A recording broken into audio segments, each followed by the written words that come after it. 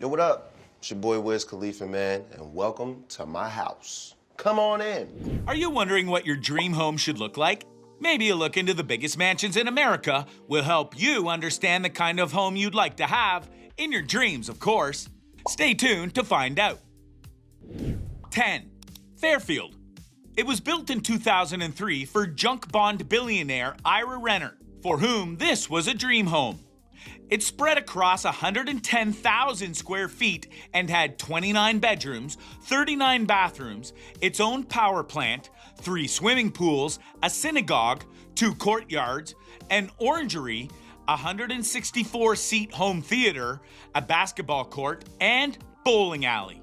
It cost around $110 million, and as a whole, the property was valued around $249 million on completion. The construction, however, was not easy and had multiple controversies attached to it. In fact, the writer James Brady even wrote a novel about it called The House That Ate the Hamptons. And perhaps that's the only reason behind the sheer level of luxury available in Fairfield. 9. Hearst Castle. Built between 1919 and 1947 for publisher William Randolph Hearst, the Hearst Castle was designed by one of America's earliest major female architects, Julia Morgan. The land that Hearst himself inherited after the death of his mother increased many folds without the amount of land purchases he kept making.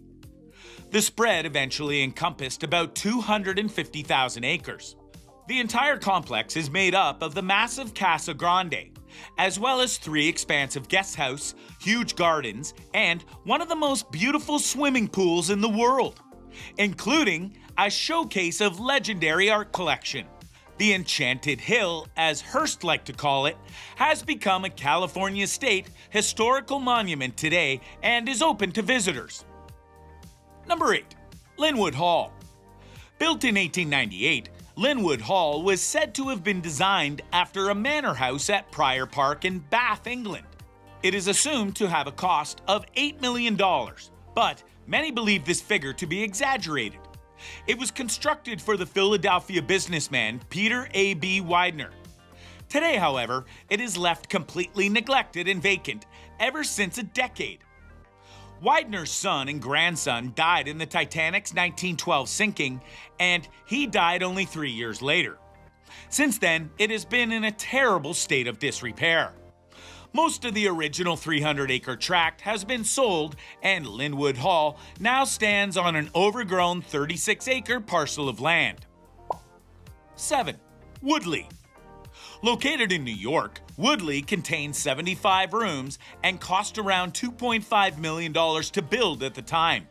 The Victorian-style mansion was completed in 1893 and was originally owned by Colonel Elliot Fitzshepard, a founder of the New York Bar Association. Later on, the mansion became the clubhouse of one of America's top-rated clubs and golf courses. This mansion on the Hudson River covered 70,000 square feet and was the 15th largest private house in America. It was inspired by Kimberley Hall in England, the ancestral home of P.G. Wodehouse, whose genius created the world's most famous butler, Jeeves.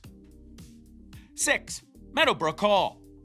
Built in the 1920s for Matilda Dodge Wilson, the widow of Dodge Motor Car Company's founder John Francis Dodge, Meadowbrook Hall is spread across 1,500 acres. It is known as the preeminent example of the country estate lifestyle of America's automotive aristocracy. The hall contains 110 rooms, which makes it the largest historic home in the Midwest. It is open for tours all year round and attracts many tourists who show up to observe the luxurious hall. The estate is also available to host private and business events, weddings, and corporate holiday entertaining, and more. In 1957, Wilson and her second husband donated the hall, all its collections, the estate, and $2 million to found what became Oakland University.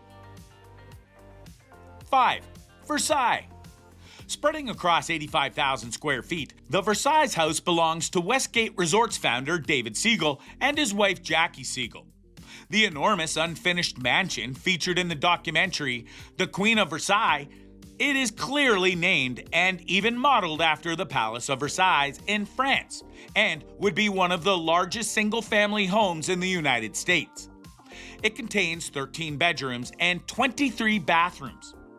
The construction was not exactly easy.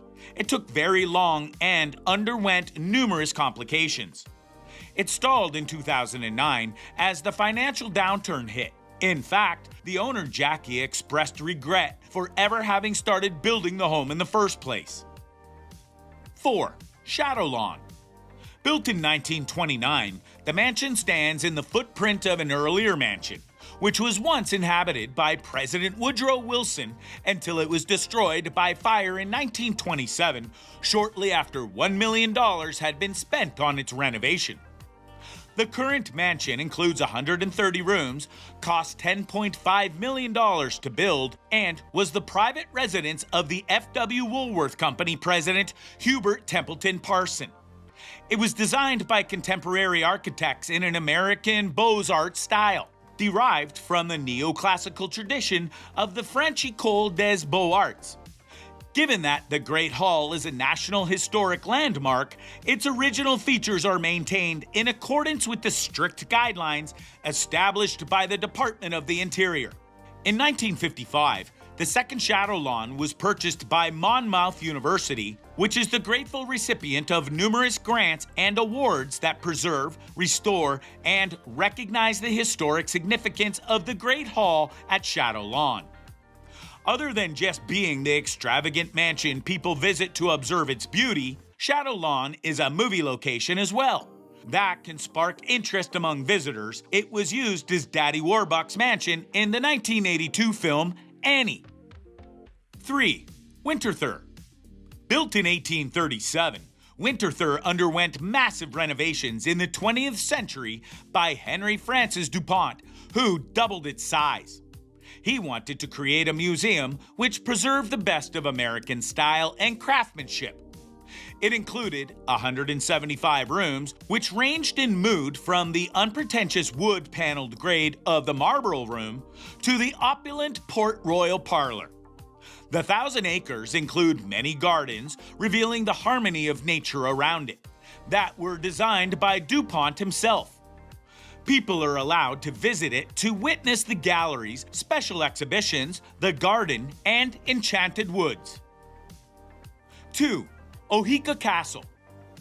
Located on the north shore of Long Island in West Hills, New York, the Oheka Castle is considered a hamlet in the town of Huntington. It was built as the country home of investment financier Otto Herman Kahn between 1914 and 1919. It is spread across 443 acres and includes 127 rooms. After Kahn died in 1934, the castle was passed down through several owners before it was eventually taken over by the Eastern Military Academy, who bulldozed the gardens, subdivided the rooms, and painted over the walls. The school, however, went bankrupt 30 years later and was nearly burned many times until a developer, Gary Mielis, purchased Oheka in 1984 and decided to restore the castle to its original grandeur. After $40 million in restoration, today it is considered one of the largest estates in American history. It's listed on the National Register of Historic Places and is a member of the Historic Hotels of America. It has earned the reputation as one of the most sought-after and prestigious wedding venues in the world, and has been the backdrop to many famous music, television, film, and photo production. Number 1. Biltmore Estate. Securing the rank of America's largest home, the Biltmore Estate was built for George Washington Vanderbilt II between 1889 and 1895. It is located in the heart of Asheville and the Blue Ridge Mountains, and looking like a French Renaissance castle, it is considered an architectural jewel. The home includes 250 rooms, including 35 bedrooms, 43 bathrooms, and 65 fireplaces. Not only is the house spread on 8,000 acres, but it is also home to forested trails and beautiful gardens, which include one of the country's most complete collections of azaleas. In fact, this is also the place where the nation's most visited winery is located. It is open for visitors and requires tickets to be bought, which cost around $60 to $85, depending on the time of the year. Tickets can be purchased online or at the Asheville Visitor Center. People often visit the estate to not only see the extravagance and charm with which the house is built, but also to take a stroll in the meticulously manicured gardens, a walk at the Bass Pond, take a tour of the beautiful winery, visit the Antler Hill Village, shop, engage in outdoor adventures such as fly fishing, river, biking, etc., or dine at one of the 6 restaurants that range from fine to casual dining. Which of these jaw-dropping homes left you in complete awe? And which one would you like to find more about? Let us know in the comments. Make sure to give this video a thumbs up and subscribe to our channel for more videos like this. Until next time. People say, oh, why do they need 9 kitchens? Okay. We Are have there a 9 bunch kitchens? Yeah. Small homes may be becoming popular now due to the financial crunch, but bigger will always be best for the luxurious end of the real estate market. Let's take a look at the biggest mansions in America. Number 10. Landmark on Sunset Boulevard, 30,000 square feet. No matter which decade you go back to, this estate in the Holmby Hills neighborhood of Los Angeles has always stood out for its sheer elegance. Designed in the 1930s by Paul Williams, every space inside the gigantic 17-bedroom, 22-bathroom home is luxurious enough for royalty, stars, and starlets. As soon as you enter through the crimson double doors, you're met with a grand foyer. The foyer is defined by a tumbling chandelier that only hints at the luxury found throughout the 60-room home. There's even a 6,000-square-foot movie theater and closets that are big enough to be rooms on their own. Though large, the home does not feel imposing, perhaps due to the vintage approach to architecture that sided with building rooms of more intimate dimensions. The home seamlessly merges indoor and outdoor spaces, mainly through many seating areas which give a delightful view of the 5 gardens, pool, and LA skyline. Number 9. Super modern mansion in LA, 31,000 square feet. Giant Estates has a reputation for harking back to the old days and taking inspiration from decades past. But this spectacular LA property looks to be more influenced by modern aesthetics. The gigantic 23-bathroom, 12-bedroom estate has a sleek design that is used to an elegant effect in the interiors. The polished stone adds a subtle touch of nature through the open floor plan. Well over 1/6 of the 31,000 square feet estate is devoted to a massive master suite, while 40,000 square feet of covered patios extend the property's footprint. Though the huge space could give the house an isolated effect, the home was designed with sociability in mind. It comes with multiple entertainment spaces such as a bowling alley, a putting green, a sports court, game room, movie theater, and even a wine cellar. Number 8. French Facade in LA, 35,000 square feet. LA is home to an unusual amount of mansions and supersized estates. This 14-bathroom, 10-bedroom, 35,000 square foot estate takes its design cues from a variety of places to unique effect. The exterior is a throwback très français, with many of the interior spaces taking from the extravagant chateau theme. You'll also find a Turkish hammam and even a Moroccan-inspired room on site. Though the interior piles on detail after detail, the grounds show more restraint. A sleek pool, fountains, and a swan pond made for a beautiful walk on the grounds. Number 7.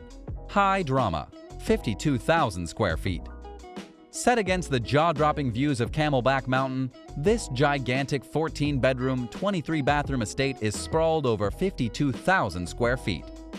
This luxury property is currently on sale and can be completely customized to the buyer's needs. Though some features would need to get an update, such as the popcorn ceiling tiles in the great room. Some features, such as the amethyst stone fireplace in the guest house and the marble throughout the home and herringbone floors, are definitely worth keeping because of just how beautiful they look. Sporty types will also certainly appreciate the racquetball court and even gendered locker rooms for him and her. Overall, this is an intriguing project for any new owners. Number 6. Deluxe Lakeside Compound, 63,000 square feet. This is basically 2 beautiful estates for the price of one. This jaw-dropping compound is found on the shores of the scenic Lake Winnipesaukee in the quiet town of Alton, New Hampshire. Between these 2 gorgeous properties, you'll enjoy 12 bedrooms and a combined total of 63,000 square feet. You can commute between the 2 homes with various means of transport, such as an on-site helicopter pad and multiple docks. Those who feel like driving a luxury car will enjoy the drive-in from the gated entrance and through 6 acres of painstakingly manicured lawns. Though they were built for year-round entertainment, some things stand out for milder months of the year. The stone amphitheater, for example, and the infinity pool with grotto and the tennis court would be perfect for summer activities. For those planning many social get-togethers, you have a 7,655 square foot barn specifically built for entertaining and hosting. There's also easily one of the most charming features we've ever seen, a private lakeside tea house. Number 5. Versailles, 90,000 square feet. The infamous Florida couple David and Jackie Siegel are over 18 years into constructing what they have passionately dubbed a modern-day Versailles.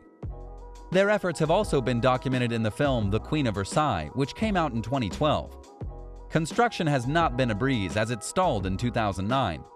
The timeshare mogul's almost 90,000 square feet mega mansion is located on Butler Sound, over 100 acres, and will house an 8,000 square foot master bedroom.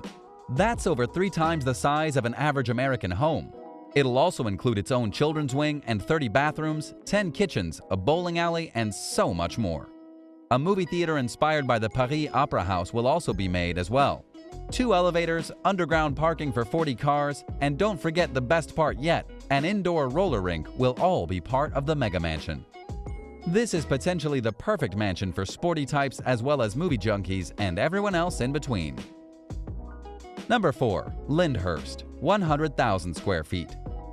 Lyndhurst, also commonly known as the Jay Gould Estate, is a Gothic revival country house. It sits pretty on 67 acres of parkland beside the beautiful Hudson River. The house has been designated as a National Historic Landmark since 1966. Unlike usual mansions, this one has rooms built on a modest scale and strongly Gothic character. It still carries its traditional look due to not being metalled and changed over the years. Lined with historic wooden bridges and restored marble furniture as well as fountains, it is beautiful and quaint. The place is a popular tourist spot these days with both guided and unguided tours available. Number 3. Oheka Castle, 109,000 square feet. This literal castle was built as the country home of the investment financier Otto Kahn between 1914 and 1920.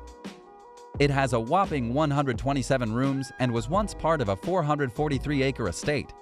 At that time, the mansion cost about $11 million, which adjusting for inflation would amount to roughly $158 million today.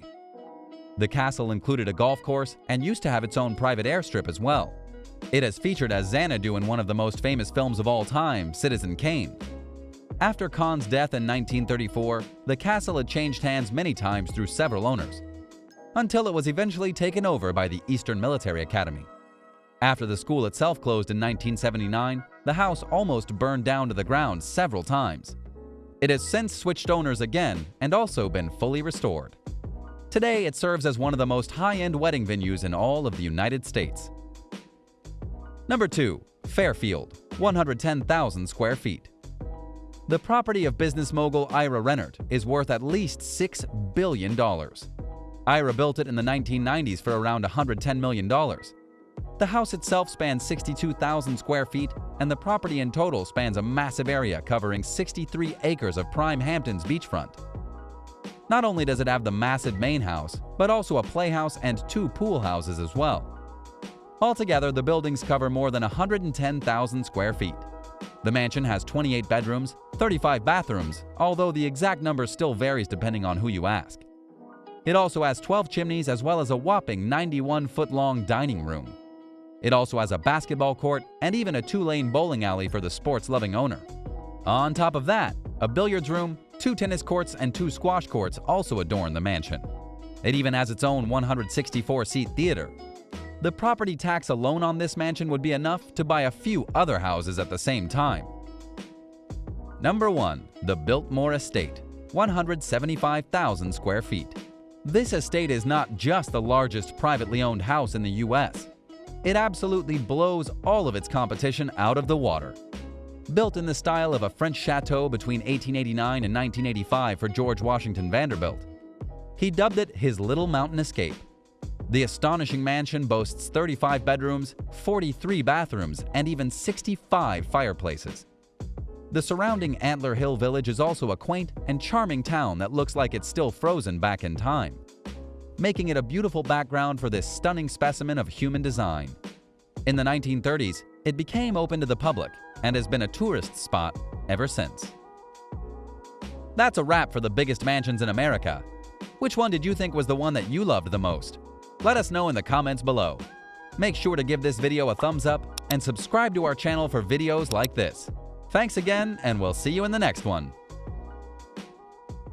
The American education system is unlike many other countries and more in line with majority of developed states that provide access to free public school education. With education being primarily the responsibility of state and local government, every state has great control over what is taught in its schools and over the requirements that a student must meet. With public schools heavily relying on local property taxes to meet the vast majority of school expenses, American schools have tended to reflect the educational values and financial capabilities of the communities in which they are located. So in this video, we're taking a look at the most expensive high schools in America. Before we jump into it, don't forget to like, share, and subscribe to this channel.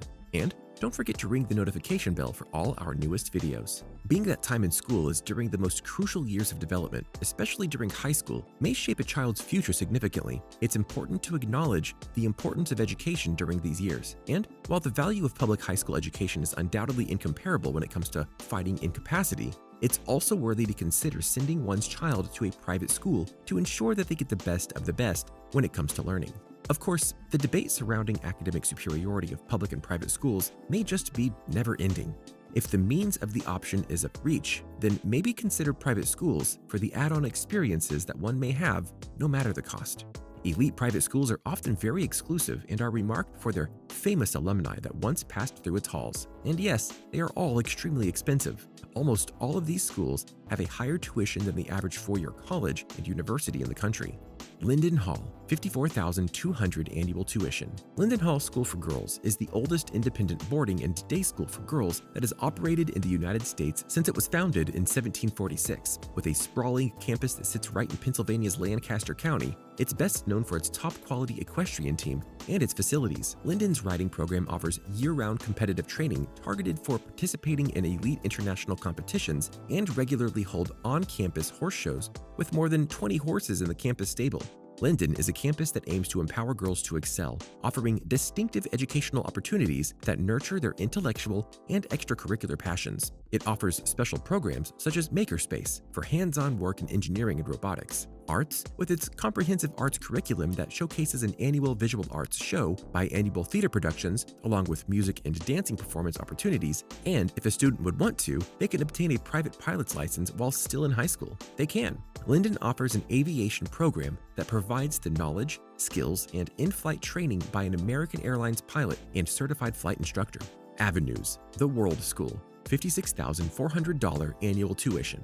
A highly exclusive private school in New York City with interconnected and interdependent campuses located in the world's leading cities, Avenues, the World School, operates campuses in New York City, Sao Paulo, Brazil, and Shenzhen, China. Despite only having opened its first campus in New York in 2012, it has aggressive plans for expansion in at least 20 more cities, such as London, Abu Dhabi, Dubai, Beijing, Hong Kong, Miami, San Francisco, Silicon Valley, and Singapore within the next decade. Expansion is just the right term for campuses branching out throughout the world, since this private school caters to children of hedge fund managers, entrepreneurs, Wall Street executives, tech millionaires, and even celebrities, with Suri Cruise, the daughter of Tom Cruise, and Katie Holmes, being one of its high-profile students. The pricey tuition is worth all of the perks it includes. Aside from the formal education programs, each student is entitled to books and materials, field trips, transportation to and from school activities, catered lunch and snacks, athletic uniforms. Students even receive both a MacBook Air and an iPad that they can bring home with them. Avenue's students don't wear a uniform, but are required to follow a dress code with a color scheme of only black, gray, and white. It also encourages an unconventional classroom layout, with most rooms having the students sit by a round table instead of individual desks, and upper grades conducted in a seminar-style manner. Avenue has the appeal of a new type of school with a special curriculum and student experience that is worth every penny.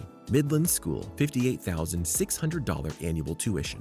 Midland School is a co-ed college prep boarding high school located on a 2,860-acre ranch in California's Santa Ynez Valley. Empowering its students to become a community in itself, it provides experiential learning with student-run maintenance programs, giving students the skill sets to pursue and build their own projects. While taking high school-level academic courses, students plant and pick their own food, clean windows, maintain the farms, and tend to livestock.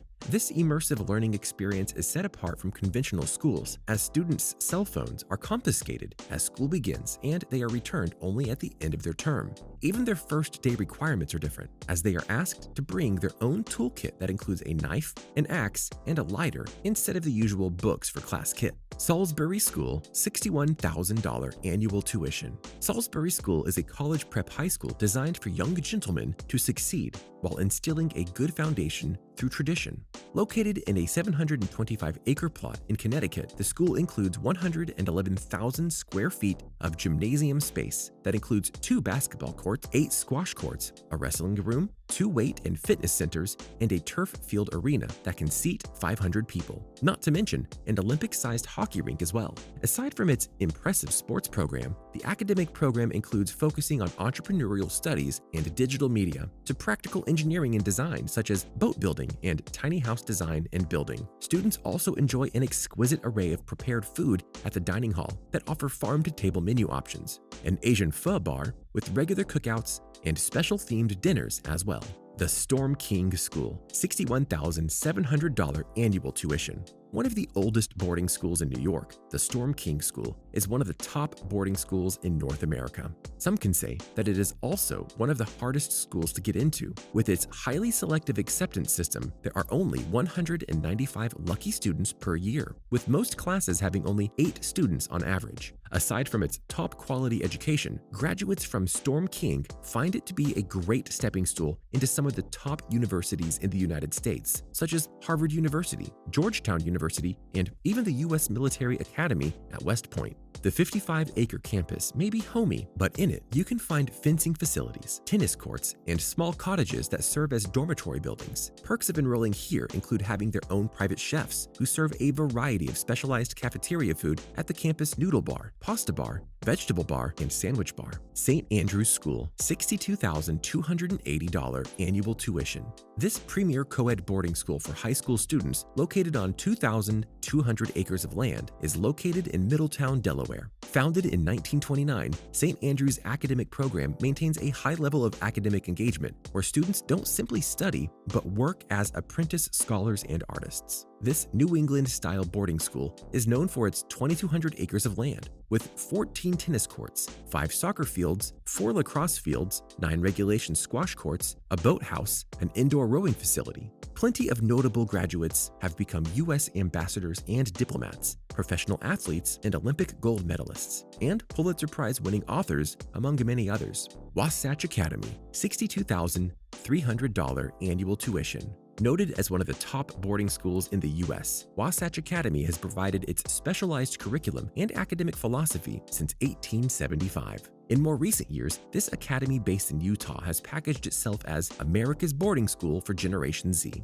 adding quite an array of extracurricular activities to supplement its appeal and its project-based education approach. It has an equestrian club, an after-school ski club, indoor and outdoor rock climbing setups, and trail biking. The campus has its own theater and art studios, and has incredible state-of-the-art classrooms with specialized classes such as 3D animation studios, video recording, potter throwing, and sewing. Wasatch Academy's sports program is also one of the top in the country, having one of the best high school basketball teams in the country. Shortridge Academy, $85,000 annual tuition.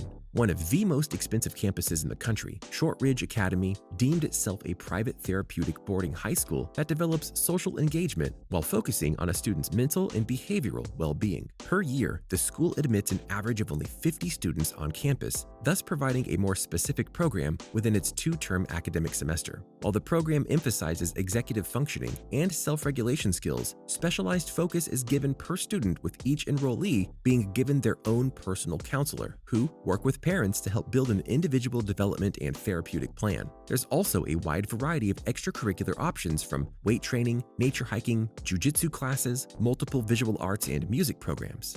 Many of these students learn to excel and find a balanced means of cruising through adolescence and easily move on to a rated college of their choice. What do you think about the most expensive high schools in America? Have you had the same experience while out and about? We'd love to hear from you by placing your comments down below. Don't forget to like, share, subscribe, and ring that notification bell for more stories. Particularly Learjet was only delivered last year, so it's a very new private jet. It's only been around for less than a year. And it's got some lovely features on the interior, like quilted leather seats, mood lighting which you can control from your seats, and a champagne bar up at the front. It will probably come as no surprise, but just in case you weren't aware, owning a private jet is, well, extremely expensive. So if you just so happen to have stumbled upon a hefty inheritance and are about to fulfill your lifelong dream of buying a private jet, let this video be a warning to you. You're gonna have to keep some of the costs in consideration. So let's suppose you have an obscene amount of money at your disposal and you want to buy a jet. The first thing you'll probably do is look at the kinds of jets you can buy. Luckily for you, there's a lot of different types of jets you can buy. The cost will depend on the age, size, and condition of the craft in question.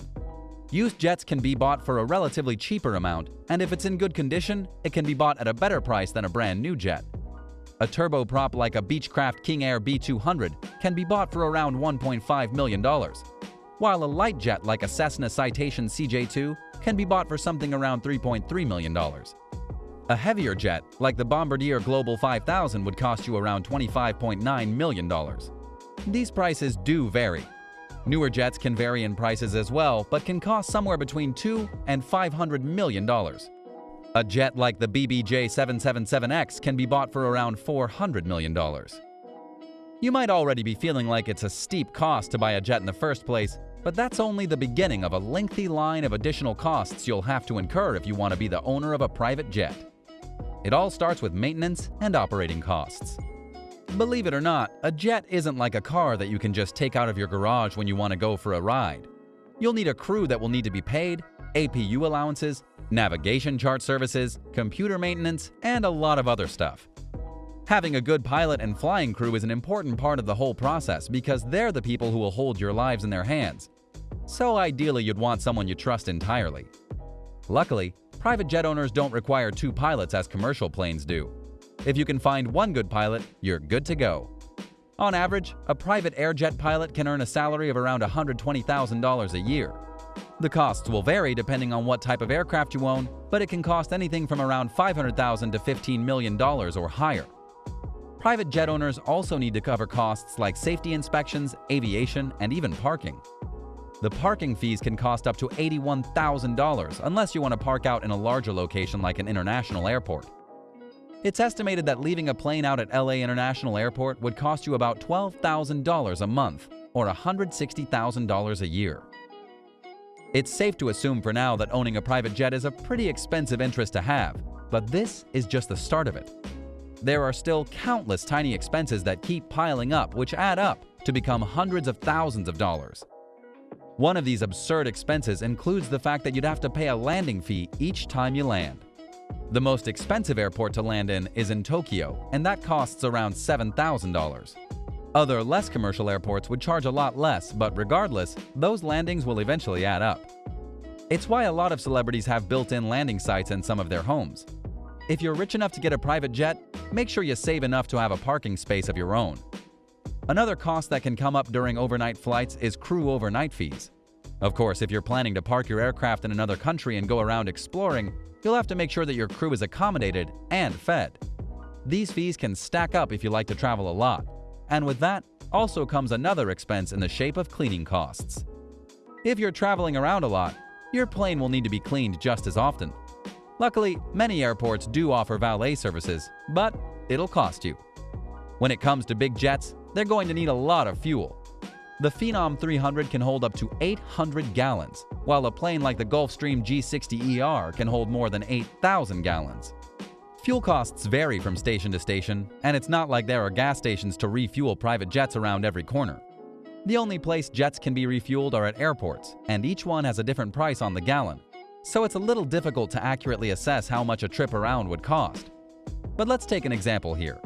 The Gulfstream G700 burns over 350 gallons an hour, which means that the hourly fuel costs would be around $800. So that means if you're flying around 300 hours a year, you'll be looking at a bill for your fuel costs of $256,000 a year. Again, these values vary depending on the plane, but expect a large amount of money flowing out of your bank account every year with a private jet. Another cost that might not be on top of the list but is still a crucial one is the de-icing cost. Many planes can bring along the risk of fuel being frozen or the engine not working right, and pilots should not take off if they have any lingering doubts that the plane might not be working to its maximum capacity. Thankfully, many airports have the resources to provide de-icing, but as with everything else about owning a private jet, it'll cost you. While not as pricey, de-icing and other last-minute maintenance costs can eventually add up to your annual private jet bill. Another important part of owning a private jet is making sure it's in the best possible condition. Many private jets are often personalized by their owners, like Donald Trump, who has gold fittings inside the bathrooms of his private jet.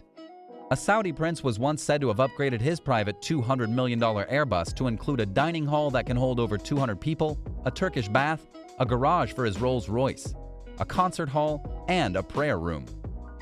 It just goes to show that when you have the money, you can do anything you please with it. But customizations are one thing. They can cost you a ton of money, but they're more like a one-time expense. Something that'll have to be dealt with on a yearly basis is maintenance costs and replacing parts. These costs can skyrocket and reach heights of $700,000 to $5 million, and that's just for services. If you accumulate all the other maintenance costs, it'd be a number a mite higher than $5 million. If you're thinking, okay, that has got to be about it, you're right. Congratulations! You're almost done with paying off the costs directly associated with a private jet. However, external costs are just about to kick in. Each time a private jet enters a foreign country, it's liable to pay taxes imposed by the government. These vary depending on the country. For example, if you're making a trip from Miami to Brazil, you'd be charged an international head tax of $18 per person and domestic segment fees around $4.20 per person. Other expenses that different countries can impose on private jets include permits to fly inside the country and tourist taxes. Both of these costs can vary depending on the country the plane is flying in. There's also that tiny consideration of insurance. The insurance you'll most likely need to get won't just be on your jet, but the passengers and the crew. On average, an all-around insurance package can cost something around $50,000 a year. As the plane ages and flying hours increase, the insurance rates will go up as well. But that also means that premiums will go up too. Insurances are there to recoup losses in case of any accidents, but they'll only pay back the money after a while. And sometimes, insurance won't cover specific accidents. Those would have to be paid off by the owner. Okay, so we've gone through the list. Now we want to know, how much does it cost from top to bottom to own a private jet? While there's no accurate answer to that question because of all the variables involved, there are estimates that can be made. One of the more popular aircrafts on the market is the Gulfstream GIV. And if we go by its example, we find out that annually, it would cost you around $30 million to $50 million to keep your private jet in mint condition. A hefty price to pay, and the expenses don't seem to go down either. A plane isn't the best investment if you're looking to make money back from it by selling it later.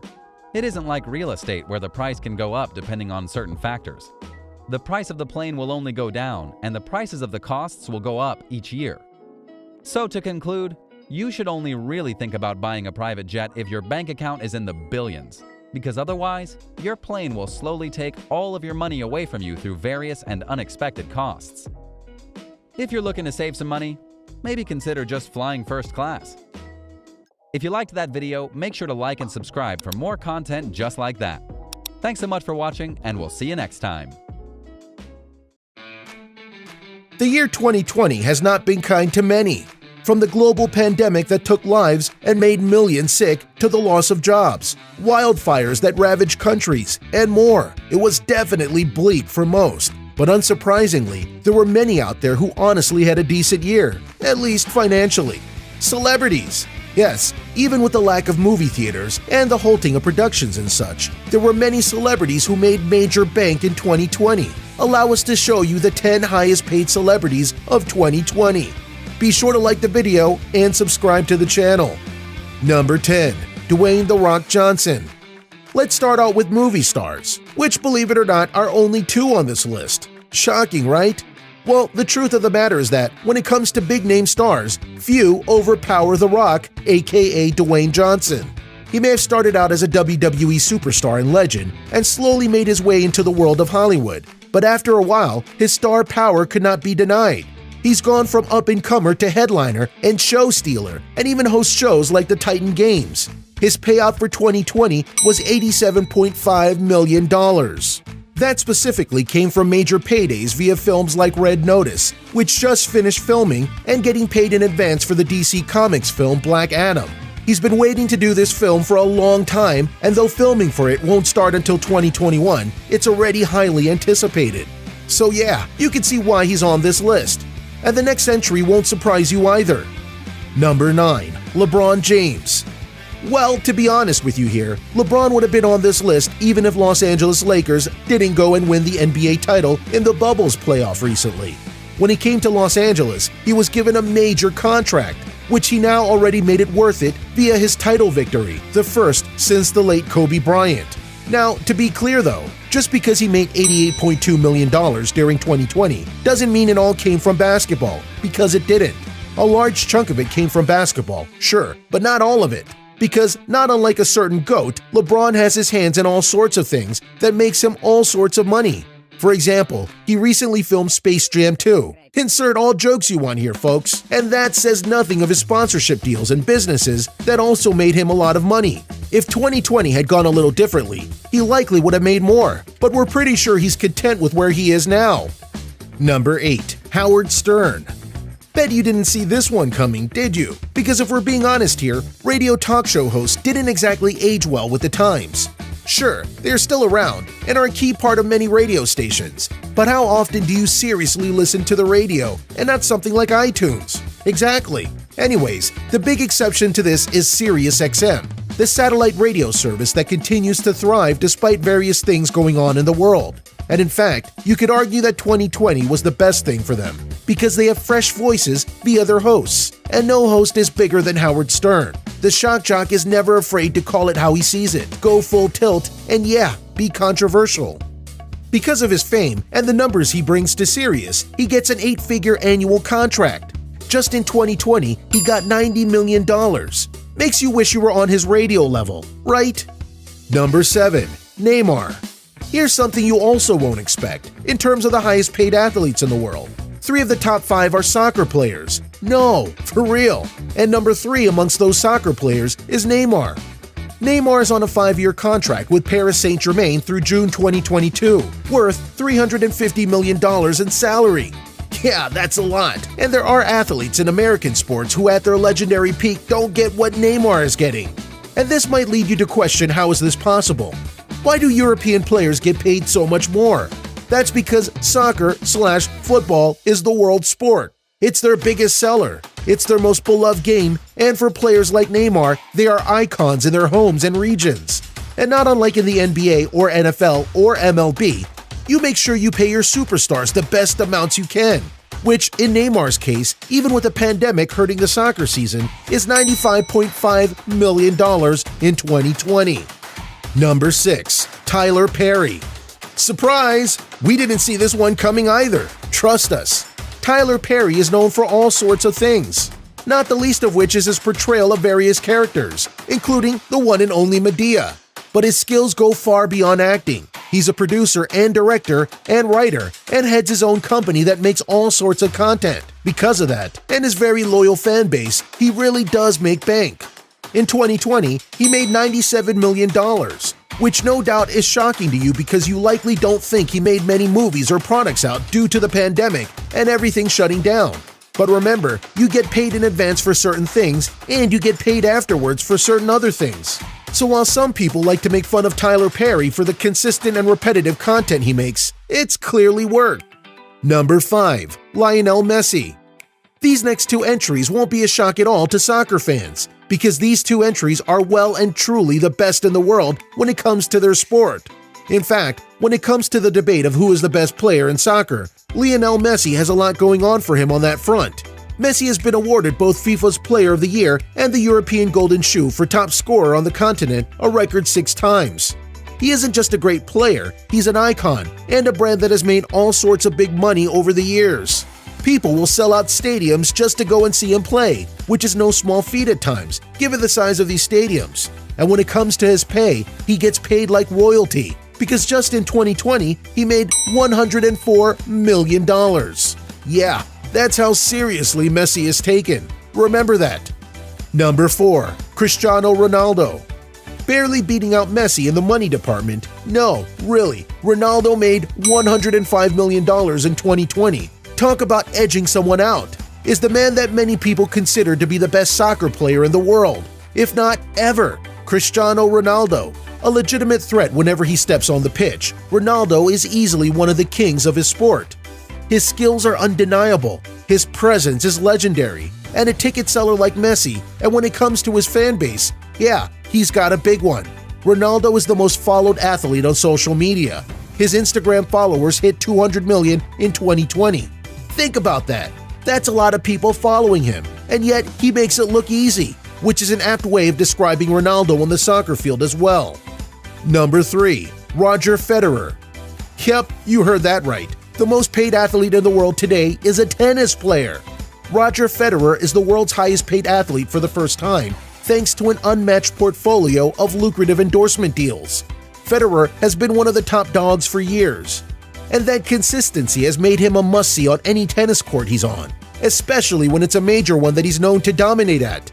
Plus, as noted, his brand makes him a lot of wealth like many other sports athletes. The catch is that because tennis is a bit more global in regards to where the tournaments take place, that opens up his endorsement opportunities. Thus, that's why he is the highest paid athlete out there in 2020 with $106.3 million in earnings this year.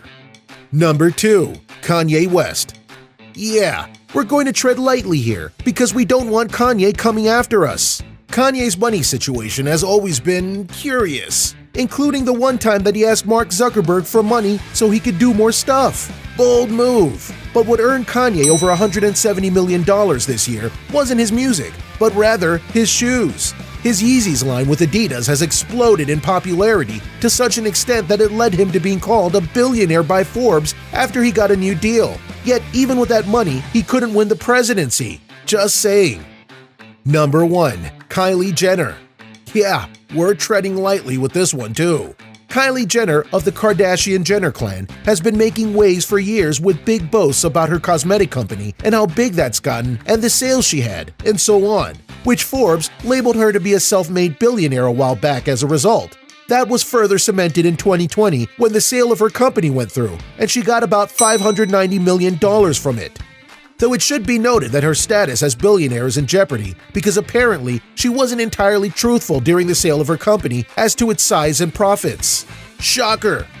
So what do you think? What do you think of this look at the celebrities who had a major 2020 in spite of everything that went on? Can you believe the various amounts of money that they made? Which of these celebrities did you expect to make as much money as they did this year? Do you think it's fair that they did?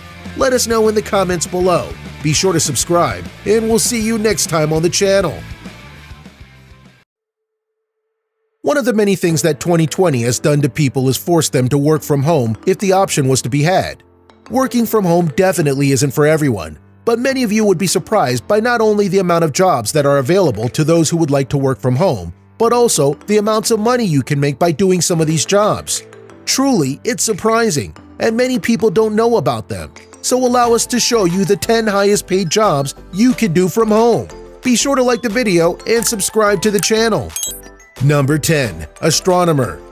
This first one might be shocking to you Because very likely when you think of an astronomer, you think of someone who works at a massive place or university with a giant telescope pointed at the sky and use cutting-edge technology to go and research all sorts of things that are going on amongst the stars. And to be fair, there are plenty of people that do that.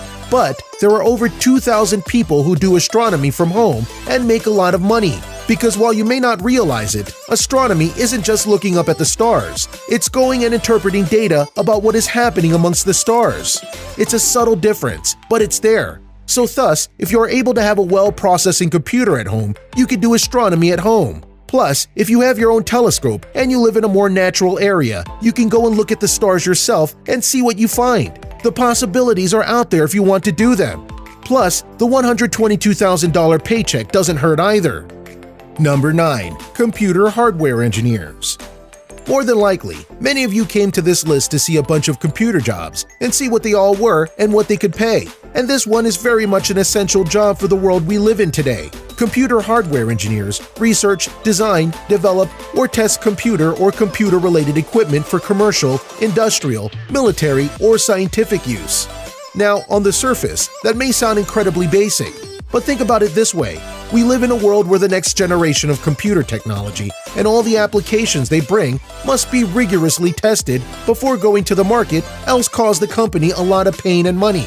So for these engineers, they could get these new products, test them at their home rigorously, using all sorts of programs and tools, and then ship them off with their results and move on to the next one. It's simple in its description, but making $123,000 a year proves just how much people rely on them. Number 8. Computer and Informational Research Scientists. Computer and Information Research Scientist may sound like a long-winded title, but it's much more than you think. They conduct research into fundamental computer and information science as theorists, designers, or inventors. In short, these are the people you hire to try and create the next generation of computer tech, or at the very least, come up with an idea that might just change everything we know about computers. These are the people who go and make the new microchips that give you better processing power, or design graphics cards for your computer so that they can have even more graphical power, and so on and so forth. If you think about it, it makes sense that these people not only work from home, but are highly valuable. There are ones who are pushing the bounds of the science of technology to new heights, and everyone in the tech industry wants the next best thing. And making $127,000 a year is pretty good, wouldn't you say?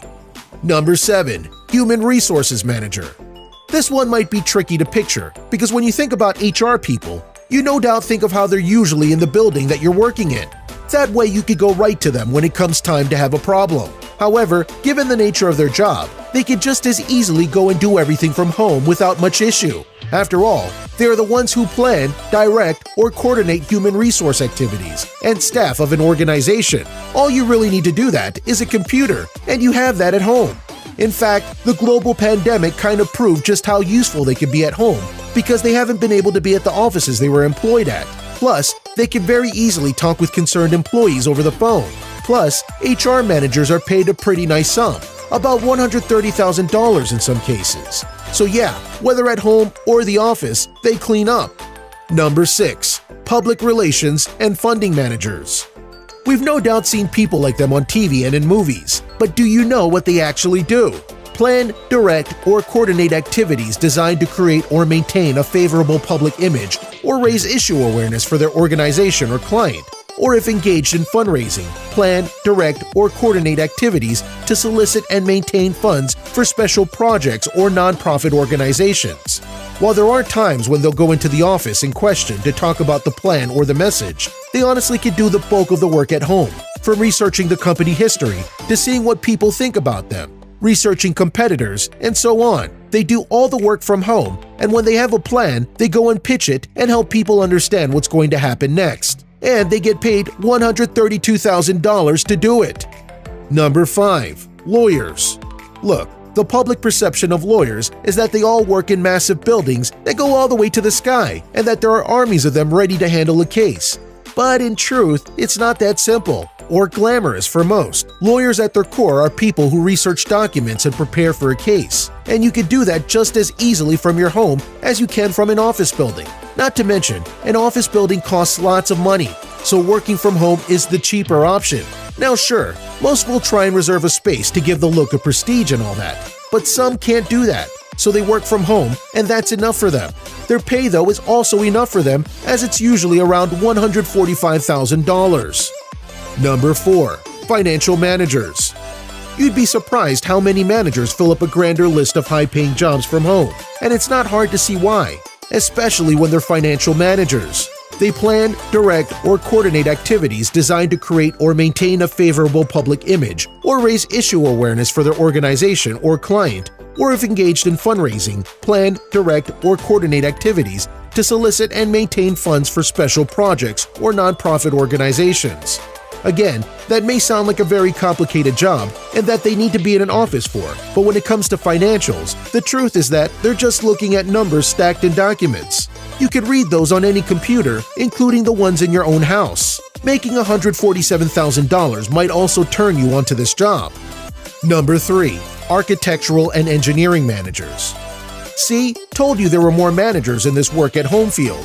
This particular brand of managers, though plan, direct, or coordinate activities in such fields as architecture and engineering or research and development in these fields. So that defines going and making plans, making sure you know all the materials needed to go and execute those plans, seeing the workforce you'll need, and so on and so forth. Plus, when you add in the research element, you can see why you could easily do this at home for $153,000 a year. Number 2. CEOs. Didn't see that one coming, did you? CEOs determine and formulate policies and provide overall direction of companies or private and public sector organizations within guidelines set up by a board of directors or similar governing body. Now yes, most CEOs prefer to go and work at the office and see the work being done and see their workers doing their jobs and such. But there are some who take a more hands-off approach and work from home and just sift through the needs of the company and make decisions based on what they see. That's why there are many levels of controlling a company, so that the CEO doesn't always have to be on hand at the office, and they make nearly $200,000 doing it. Number 1. Psychiatrist. This one might be the most shocking of all, because some psychiatrists go and make over $220,000 a year. And yeah, they can work from home. In fact, some prefer it because the homes they have give a more comforting and relaxing space than an office, even a decorated one. Psychiatrists are the ones you go to in order to deal with mental issues, and there are plenty of people who have that in the world, so thus they're always sought out. Plus, with basically no overhead, the money they make, they can spend however they want. So what do you think? What do you think of these jobs you can do from home and you can make serious money from? Were you surprised by the variety of jobs that were noted on this list? Which of these jobs would you honestly consider doing due to the money you make in them? Do you know of other jobs that could easily be on this list? Let us know in the comments below. Be sure to subscribe, and we'll see you next time on the channel. When's the last time that you have been at a supermarket? Long time ago. Okay. All right. 20 years ago, Bill Gates announced that he was stepping down as the CEO of Microsoft. Now, he has a net worth of over $100 billion. That's exactly the amount of money we describe as infinite. On the rich list, he is only second to Amazon's Jeff Bezos. Actually, if Gates spent $1 million a day, it would take him more than 245 years to spend his fortune. Isn't that amazing? He has bought so many things that we can't even dream about, but a hydrogen yacht sounds like his richest investment. So let's take a look at Bill Gates' $644 million hydrogen-powered super yacht. Just a reminder about our new giveaway. We're giving away the new iPad Pro or the new iMac Pro. The choice is yours. All you have to do is watch the full video, leave a like, comment the keyword hidden in the video, and make sure you're subscribed. It's that simple. Super yachts seem to be among the last modes of luxury transportation to bend toward the growing consumer demand for eco-friendly engine designs. But if the news from Monaco Yacht Show served as a bellwether, And this is a fully electric boat, 100%. The industry meant to cater to the wealthiest among us made a progressive splash with the unveiling of Aqua, the world's first hydrogen-powered super yacht. A hydrogen ship is a hydrogen-fueled ship, power-assisted by an electric motor that gets its electricity from a fuel cell or uses hydrogen fuel and an internal combustion engine. It has been widely reported that Mr. Gates ordered a $644 million luxury vessel based on the concept, which was displayed in Monaco in 2019. Aqua. Designed by the Dutch firm Sinnet Yacht and Architecture Design, Aqua is a nearly 400-foot-long vessel that's run entirely by a renewable energy resource. Sander Sinat, founder of the firm, says, "Water is the eternal fuel of life, the life-sustaining force that makes planet Earth habitable." Water is soft, yet at the same time it cuts through hard rocks. It was this appreciation of water that helped the firm find a balance between the natural world and the technological. The propulsion system is made up of two 28-ton vacuum tanks that each contain liquefied hydrogen, which is stored at negative 423 degrees Fahrenheit. Okay, but what does a hydrogen-based superyacht mean? Along with being eco-friendly, hydrogen-based energy means for a quitter experience aboard the ship in comparison to traditional engines. That said, there will be a backup diesel generator handy should the captain ever need them. Everybody says it's the wave of the eco-future. The super yacht's futuristic looks aim to complement its eco-conscious, cutting-edge technology with the luxurious air of a typical super yacht. The liquefied hydrogen is converted into electrical energy by proton exchange membrane fuel cells, with water being the only byproduct. There are, of course, a number of problems with this. The first being that hydrogen is not a green fuel if it is made via steam, reformation, and natural gas, which 96% of the world's hydrogen is right now. Or the question about the upfront carbon emissions that came from building a yacht this size, both of which appear to be ignored by those calling this boat eco-conscious. But also overlooked is the energy required to make liquid hydrogen. It has to be compressed to 13 times the Earth's atmosphere and then cooled. It takes a lot of energy to run those compressors. As a manufacturer of liquid hydrogen says, it takes 15 kilowatts of electricity to make a kilogram of the stuff, and hydrogen contains 142 megajoules of energy per kilogram, which makes 39.44 kilowatts. So just making it liquid takes up 40% of its energy, and that does not count the energy required to make the hydrogen from natural gas or the losses from storage. Aqua can reach speeds of up to 19.5 miles per hour and features enough room for 14 guests and 31 crew members. Design. Inspired by the ocean, Aqua's curvaceous exterior lines flow from the stern across a 360-degree viewing capsule and wheelhouse and gather at the bow area, where a spectacular aqua room gives guests views never before experienced at sea in ultimate luxury. The bulk of the guest areas are located forward in the ship, where the largest volume culminates as the yacht tapers down towards the beach club. The aft deck features a grand staircase and central waterfall that creates an immediate wow factor when you are boarding at the stern. At the front of the yacht, a bow observatory accommodates two people who can enjoy views of the horizon through giant windows. Everyone should make a wish there. Inside, the ceiling heights ranging from 2.8 to 3.8 meters create an open living experience with full-height windows lining the main pavilion area for an uninterrupted visual encounter. The private owner's area comes with a large bathroom, a dressing room, and a private spa section. A naturally lit VIP suite located at the waterline near the stern is decorated in a detailed minimalist Japanese beach style that matches the interior throughout Aqua. The interior was designed to provide as much privacy and space as possible. Imagine how unbelievably amazing it would be just spending a week there. Aqua also has an indoor wellness and wellness center with a hot tub, yoga room, and gym. A round staircase is located in the center of the yacht, connecting to all 5 docks. The staircase, described as a true sight, bypasses 2 hexagonal tanks with liquefied hydrogen, which are located behind a screen made of toughened glass. There's also a mini waterfall that cascades down from the deck pool over stone steps. Future. As the technology progresses, do not be surprised if we start seeing large commercial cruise liners, ferries, and small boats powered by a hybrid architecture of fuel cells and batteries. Like with Tesla and the electric car, the transition to new and expensive technology like hydrogen may need to start with a luxury brand. Once a critical mass of interest is generated, energy and resources can be applied to reducing technology costs, improving infrastructure, and achieving scale. But how might eco-tech change boat building in the next years, and what will your next yacht look like? Or just maybe your first one? Technology will definitely continue to make yachts even simpler to operate. Boat builders are progressively incorporating greener propulsion and sustainable power sources, and are turning to natural and recyclable materials. In the next decade, we will certainly see a marked increase in the use of 3D printing in boat building. Bill Gates' Aqua. There has been much fanfare in the media over a report that Microsoft billionaire Bill Gates commissioned the hydrogen-powered $644 million super yacht.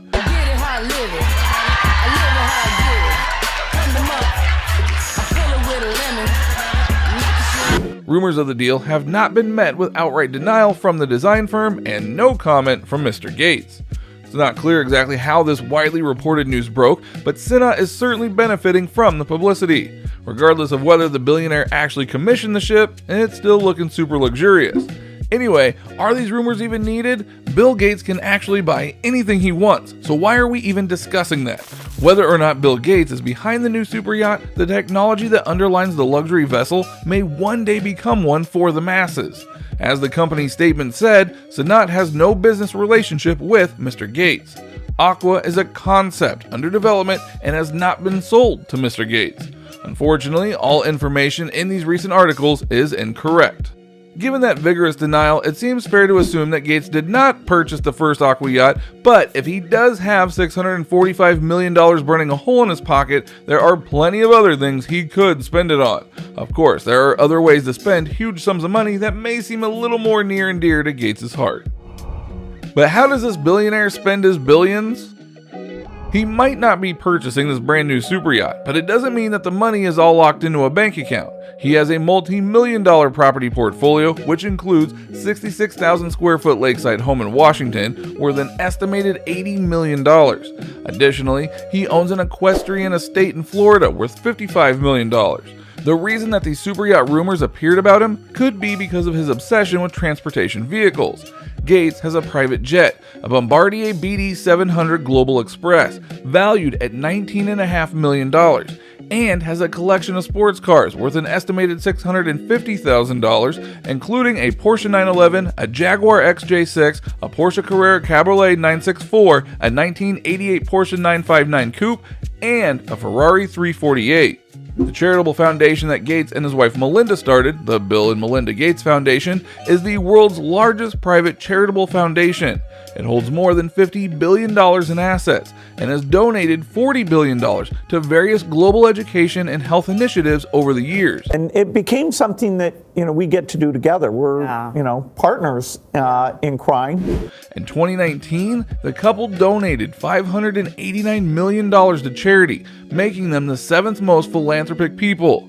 Since the start of the COVID-19 pandemic, the Gates family has pledged billions of dollars in donations and funding for efforts to fight the virus. We've invested a huge amount in nuclear deterrence, but we've actually invested very little in a system to stop an epidemic. The Bill and Melinda Gates Foundation has already pledged over $250 million toward coronavirus research and response. In 2010, the couple, alongside billionaire investor Warren Buffett, founded the Giving Pledge, a movement encouraging other billionaires to donate most of their wealth to charity, either during their lifetimes or after their deaths. Thanks to this trio, the voluntary group now includes more than 200 families and individuals from more than 20 countries. Who would you invite on your relaxing tour if you were an owner of this super yacht? Let us know in the comments down below. Make sure you subscribe to our channel and turn on those post notifications so you never miss a video from us. If you liked this video, give it a thumbs up. See you in the next video. Thank you for watching. Just a reminder about our new giveaway. We're giving away the new iPad Pro or the new iMac Pro. The choice is yours. All you have to do is watch the full video, leave a like, comment the keyword hidden in the video, and make sure you're subscribed. It's that simple.